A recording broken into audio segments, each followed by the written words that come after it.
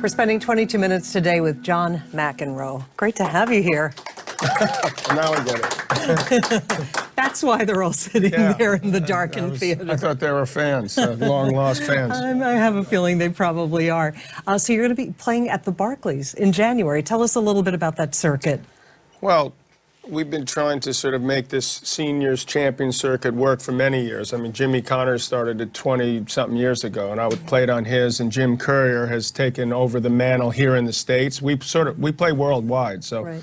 The idea is to bring some great players, hopefully together. Hopefully people will think that. Get one night where we sort of consolidate things, play a set each. It allows old people like myself a chance to think I could possibly beat a James Blake or an Andy Roddick or even Jim Courier for that matter. And I obviously grew up in Queens and have a lot of history in Manhattan, and the U.S. Open's at Queens. So this is unusual and nice for me that finally a big tennis event, at least for us, is coming to Barclays Center. So that's going to be cool to finally see some tennis in Brooklyn. Yeah, and it's been a while since there's been any tennis in Brooklyn, right? As far as I know, yeah. I mean, I can't even remember playing junior events there when I was a kid. I used to play at Forest Hills and all over the place, Flushing Meadow, you name it. But off the top of my head, I can't think, other than high school tennis, when Trinity went down to play Poly Prep, that I played in Brooklyn. So this is cool. Yeah. Now, you're going to play Courier, right? And then Roddick versus Blake, and then the winners of the respective matches play each other for the championship? That's the idea. So we sort of play in maybe 2.5 hours. We get it done. Each set's anywhere from 30 minutes to an hour, depending on how close it is. And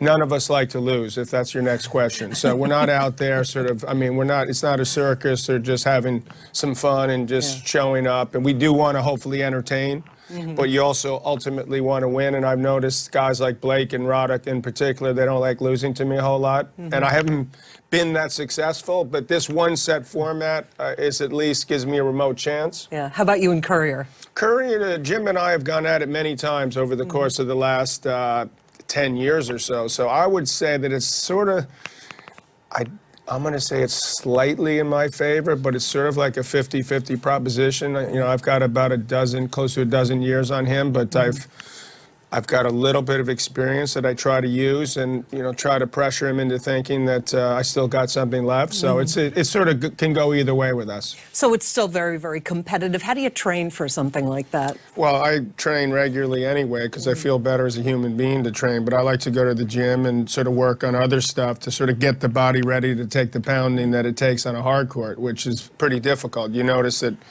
it's not easy when you get to a certain age that you can sort of hang tough, and you got to withstand running on essentially asphalt, which to me is not the best thing for your body, but it's a fantastic game. I love playing tennis, and I know how to do it. So if the movements have always been reasonably good for me, and my body has taken the pounding pretty well. I was taught sort of a nice way to move on the court, which was quite helpful, as well as the way I was taught to play, which was not, you know, everything wasn't swinging as hard as I possibly could. There was a style to it that allowed my body to take less of a beating.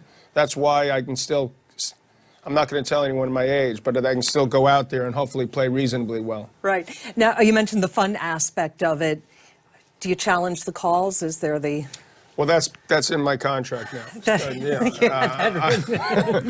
I don't. Could you put that in there? I didn't put it in. They put it in. I don't get paid unless I do it. So there is a little bit of that element. I mean, I could be playing. It appears, hopefully in Brooklyn, January 7th, that this will not be happening. But I could be playing the best set of tennis that I've played in 5 years, and if I don't yell, "You cannot be serious!" or something along those lines, sometimes even more R-rated, people feel like they're not getting their money's worth. And if I do that, they're like, "See you later, I'm out of here." So it's sort of sad in a way, but it's also sort of cool in a way, so I'm trying to look at the bright side. Yeah, but back when that started, how did it start? I mean, were you really trying to upend tennis? You possibly can understand. I've been asked this before. Right? Yes, I understand, but I think people want to hear it. I feel like a politician. But the answer is that when I first joined the circuit, I actually believed that if umpires and linesmen were asleep while you were playing, that was a bad sign, that they probably missed some calls, which actually happened to me at Wimbledon when I first started going there. The average linesman's age was like 82. Right. So that led me to believe that we needed to sort of get into the late 20th century or 21st century. So I was going at it believing, like a Jimmy Connors, that I was going to change things. I really wanted tennis to be looked at in the same way that people looked at football or baseball or soccer. Hockey. I mean, I know we're not as tough as these guys, but I think that we're not also like golfers or we have to wear long pants. So there was a battle going on between sort of the old school and new school. Right. And eventually, over the course of 10 years, it appeared that nothing was changing. Mm-hmm. And then I had kids, and then it seemed to me that that wasn't setting maybe quite as good an example to my kids if that was all I was known for was my yelling. So I tried to sort of recognize that maybe I got to play within the system a little bit, mm-hmm. But here we are 40 years later, because in 2017 will be my 40th anniversary of playing Wimbledon for the first time and getting to the semis. It doesn't seem like that much has changed. Right. So I'd like to see a little bit more change. Is there somebody that you would like to see join this current circuit that you haven't been able to play with, that you haven't been able to lure there to play with you? Roger Federer is of age. Mm. That would be a bad scenario to have to play him, but it would be awesome to play him.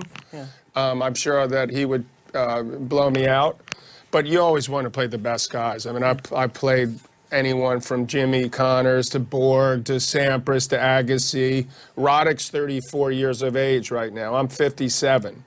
He would be top 20 in the world were he to be playing on the circuit right now, I believe. There's no question in my mind that he still has one of the biggest serves in the game. James Blake had to retire maybe somewhat prematurely through some injuries, but he's, to me, is still one of the fastest players even on the main tour. Mm-hmm. So that leads me to believe that perhaps before this event we should change it to 45 and overs. Mm-hmm. So I have a better shot against these guys, because these guys seem too young to me. I like that strategy. Do you think Federer, who would you say is the best to ever play the game? I know another question you probably get asked Federer all the time. Nadal would be like my first two. Mm-hmm. It's tough to say. I think Federer overall has stayed healthier longer and been more consistent. On a given day, if the two guys were playing their best against each other, I would take Nadal over Federer. I think his game matches up better against him. But, I mean, you're talking about, obviously, amazing players. And Rod Laver was my idol when I grew up. He was a lefty from Australia, so I loved him. So I always throw him in the group. And Sampras, to me, would be the greatest fast court player.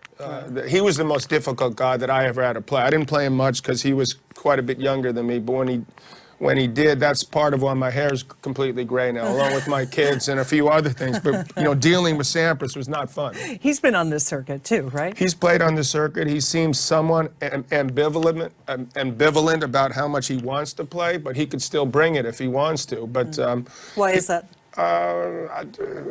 Where is he? Is he here? I don't know. Did he ever tell you? You know, I think that hopefully he'll realize that it's actually like a great alternative as you try to explore other avenues in your life. Mm-hmm. That's sort of what it's been real good for me. I mean, the fact that in tennis you can still get out there is an incredible thing to me, unlike American football, unlike hockey, unlike basketball. None of these guys, you don't see them out there playing games, or there's an exhibition of the late, great football. But they're cripples, half these guys. I mean, I feel bad for them. It's terrible. I mean, but tennis, it is a game for life. So hopefully Pete will start to be out there a little bit more. People still talk about you and Borg. Forget about the HBO documentary. Now a movie's being made. Shia LaBeouf. Yes, that's true. What do you think about the casting that he's going to play you? I don't know much about him. I've heard he's crazy, so this actually could work. I'm not sure. But he's apparently, from what I understand, a really good actor, and he's gone sort of into this. And he sent me some crazy email like, I'm going to make you proud. Because I haven't actually spoken to him, and I haven't actually seen the script. They didn't have you on the set? Not as of this time. So I don't know. This is going to be a shot in the dark, but obviously, hopefully, it'll be good. I mean, because that was an important part of my life. There's no question. Sure. Maybe the most important match I ever played. Yeah. Why do people still focus on that match? Well, I don't know exactly, but I know that over the course of a 15-year career that I played on the main circuit, there was probably 2 or 3 matches that I felt like something amazing was going on. But by far, the biggest was that one. And as I was playing, there was this electricity with the fans. It was something that you could sense was going to be, to me at least, memorable. And then when we played this famous tiebreaker and I won it, I thought to myself, okay, this is it. I got him now, because he had won 4 in a row coming in, 4 Wimbledons in a row. And then I thought he's going to let down. He's going to be bummed out. And that didn't happen. Much to my chagrin, he actually dug in and showed me something about even being a greater champion than I realized, and made me realize that I had to do more in order to sort of become Wimbledon champion, like get fitter, get tougher mentally, be hungrier. So it was a great learning experience, even though it was horrible at the time. But I did feel, as I left that court, and the days and weeks and months ahead, and even decades later, people have come up to me and shown more respect and talked about that. I think, you know, that's a 15,000 seat stadium, and I would swear 100,000 people have come to me and said they were at the match, you know, in the stadium. Like, well, there was only 15,000, but that's a good thing. So I feel good that, in a way, I'm part of history. Yeah, and it was kind of like a historic chemistry between you guys. What was it? I mean, you were buddies. We were buddies. We remained buddies, which he's one of the few guys I actually do get along with. It's not easy when you're playing one-on-one to sort of, hey, buddy, how's it going? What's for dinner? So while it's happening, you're sort of figuring out ways to get edges on guys. So that doesn't lead to great friendships. But for whatever reason, very early in my career, Bjorn Borg, who was already sort of this amazing champion and had this incredible aura about him, he sort of took me under his wing. Yeah. I was actually playing him one time, and I was going crazy. I know this is hard to believe. And it got to 5-all in the final set, and he literally went like this, and he said, come up to the net. And I'm like, oh, my God, this guy's going to tell me I'm the biggest you-know-what of all time, and not kind words. And I came up there and I was ready to take this lashing, and he put his arm around me and he goes, look, it's okay, this is good. And that reverberated through the locker room even. I mean, it actually gives me goosebumps now, because it gave me respect among the other players that he had sort of accepted me in a way. Yeah. And he sensed something maybe before I did, that there was this great, even though we're obviously total opposites, the way we played, the way we looked, the way we acted, that we actually were more similar personality-wise, and I realized at the time, maybe he did, but we actually have similar personalities, and it just, I wish he had played longer. I mean, he actually quit when he was 25, which was, to me, like the worst thing he could have done. I mean, I was so disappointed when he quit. I tried to talk him out of it for a couple of years, because it was so exciting to play him. When you did, and when you took your first sabbatical, and then, did you feel like you were ready? Do you have any regrets about any of your career decisions? Well, I think everyone has regrets about career decisions. When I took time off, it was probably 5 or 6 months. Now, if you think about the bigger scheme of things, that's not very much if you're trying to become a better player. I mean, my plan was, I had sort of gotten a little bit burnt out after 8, 9 years on the circuit. I was 27 years old. Bjorn had left the scene years before, which was like extremely depressing for me, but I sort of moved on. I had no choice. I was about to have a child. My first child, Kevin, was going to be born May, and I was, at that time, thought it's a good, perfect time to regroup and sort of get a fresh perspective and become a better player. That was the plan. Unfortunately, it didn't work out that way. You know, I mean, I was absolutely believed that I was going to be better than I was when I came back, but I never even got to the level that I was at when I stopped. Yeah. Tennis nowadays, is there a lot of personality in it? Is there excitement? Is there a great rivalry? Well, there's great rivalries. The excitement level, to me, perhaps because of the money or the seriousness, and there's more at stake, and that they all have their own entourages. I don't sense that same intense dislike. It doesn't have to be that way. You mentioned Borg, we got along. I mean, obviously, Connors and I didn't get along. Lendl and I didn't get along. All these guys seem to get along. You know, Nadal, Federer. I hear undercurrents at times that maybe they're not quite as friendly. You know, Djokovic and Nadal, or Djokovic and Federer, which are all great rivalries. They played way more times than I played Borg, for example.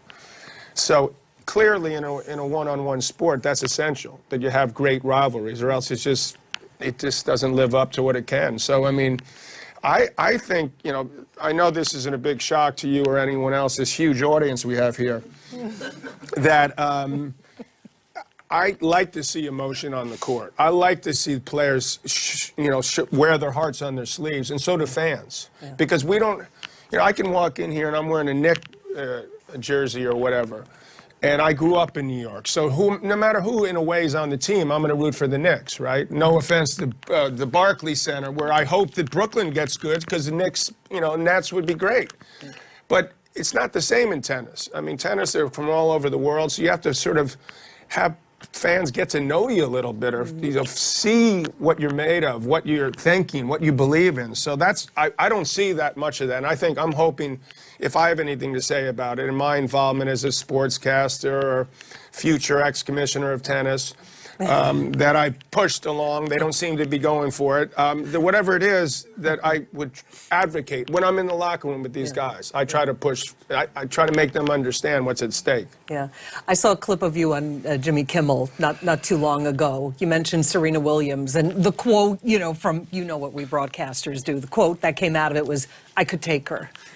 Did you mean that when you were, dare I say it, younger, or now, or what? Well, I think that, no offense to your question, and I've been asked this a lot also, but it is a little bit of an insult that people would ask me when I was the #1 player in the world. Right. I mean, I think that's a little unfair. Now, as I'm an old fart and, slowed down, and then there's like this idea that, like, it's interesting, which I take as a compliment, that someone would actually, because they're not asking all the other players.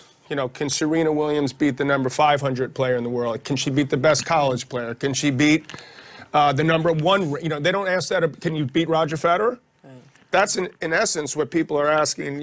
Martina Navratilova, when she in the mid-'80s, we were both #1. Do you think I could beat her? So I sort of have learned to take this as sort of a compliment. Recently, as I've gotten older, I've become somewhat concerned about my ability to beat Serena. More so than in the past, where I didn't have a concern. In addition to the fact that my 4 daughters, I have 2 boys and 4 girls, my 4 girls all think I would lose to her. So I've got this thing where I thought Hillary was going to be president because the women would all get behind her. And Trump had sort of gotten himself in a bit of hot water with some of his comments. And yet that didn't happen. And so now it seemed to be people are lining up along sort of male and female, like McEnroe, girl, no chance. But maybe some women think I can. Didn't Trump try to get you two to do a match? About 20 years ago, he did. He said I could play either Williams sisters. This was back in '99 when that was, the Trumpster was pulling, his usual ploys of trying to get some promotion. And now who would have thought he'd be president? It's unbelievable. So the next thing you know, it wouldn't be that shocking if I did beat her, right? I mean, if he's going to be president, for God's sakes, it's not that much of a stretch to think maybe I could beat Serena Williams or possibly lose to her. So the Barclays, now you're playing a bunch of different cities prior to Brooklyn, right? We've played a bunch. This is sort of the end of, well, we used to play an event in the Madison Square Garden. Sorry I have to bring that up too. But in the first week of January, that was in essence the year ender for the previous year. And that's sort of what this is. We're playing in Orlando a couple days before. There's about a dozen spread out over the course of the year, which suits best for some of the players' schedule, what locations are agreeable, etc. And it ended up that this date came about. Now, for me personally, it's great because I can take the subway, or maybe if Barclays is big enough, they can send a car for me.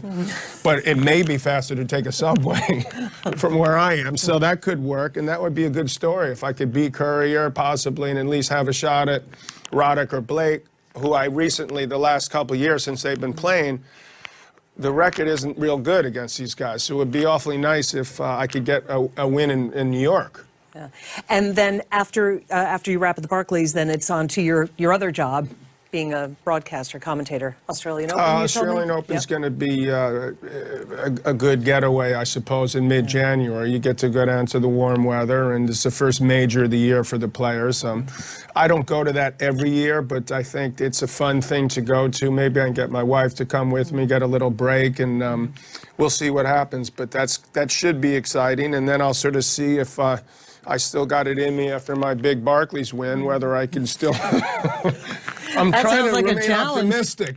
No, it's going to be a challenge. I mean, these guys, in somewhat seriousness, I'm sort of passing the torch to the Roddicks of the world and the Blakes and whoever else. There's other players besides Americans. I mentioned Federer. I mean, you imagine him, how good he'd be on the Seniors Tour? And some of these other guys that are in their 30s, I don't even want to get into specific names, but the way the game has transpired, players understand how to sort of manage their bodies better than we did. So we peaked at 25. They're peaking at 30. I know that sounds extremely young to me, but that's a big difference. So you can maybe play to your mid-30s. So that's why I'm promoting a tour that should be at least 40 and over.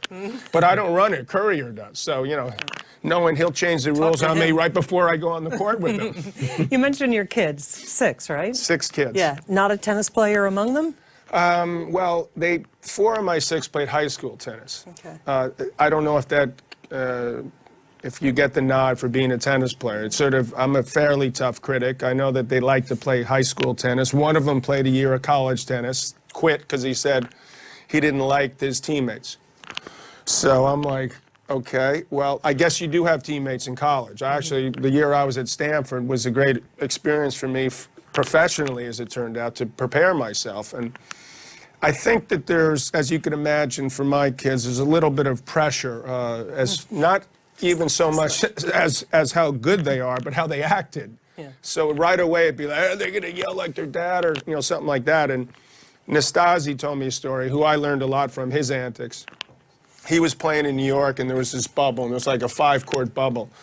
And at the 5th court, there was this kid screaming. This is back 20 years ago, 15 years ago.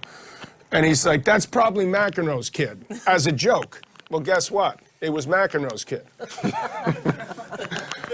So, you can't win. So I think it was probably best. It's very difficult in tennis. You don't see it very often at all, that a son or a daughter make it when their father or mother has made it big. I mean, if Serena Williams decides to have kids, or Venus for that matter, that's a tall order to sort of live up even remotely to what they've done. Sure. John McEnroe, look forward to watching you play at Barclays. Thank you so much for coming in. Thanks for having me. Appreciate it. All right.